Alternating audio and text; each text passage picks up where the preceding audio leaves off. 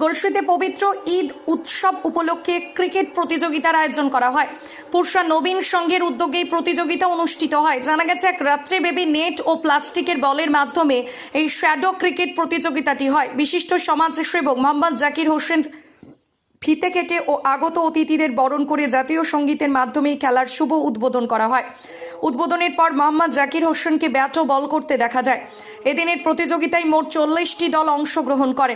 তাদের মধ্যে পুরসা অগ্রগামী ও সর ওয়েলেক্স চূড়ান্ত পর্বের খেলার যোগ্যতা অর্জন করে এবং সর ওয়েলেক্স চূড়ান্ত পর্বে জয়লাভ করে। প্রতিযোগিতায় জয়ী ও বিজয়ী দলকে ট্রফি সহ যথাক্রমে 8,000 ও 5,000 পুরস্কৃত করার পাশাপাশি বিভিন্ন বিভাগে সেরাদের পুরস্কৃত করা হয়। মোহাম্মদ জাকির হোসেন সকলকে ঈদ উল ফিতরের শুভেচ্ছা জানায় এবং মোবাইল ছেড়ে খেলাতে মন দেওয়ার পুরসা নবীন সংঘের প্রত্যেক সদস্যকে তিনি ধন্যবাদ জানান। আমি প্রথমে আপনাদের চ্যানেলের মধ্যে দিয়ে আমি প্রথমেই জানাই আমাদের ঈদ উল ফিতরের সকলকে শুভেচ্ছা ভালোবাসা। আমরা আজকে এসেছি পুরসা গ্রামের পুরসা নবীন সংঘ।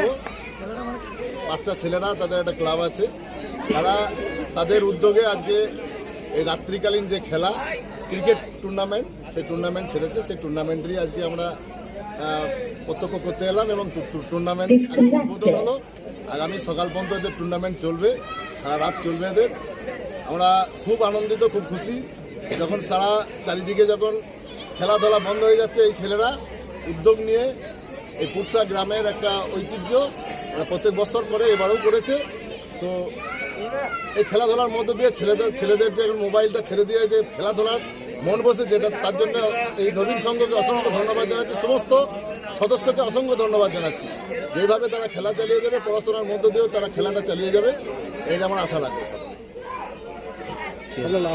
আমি জাকির হোসেন।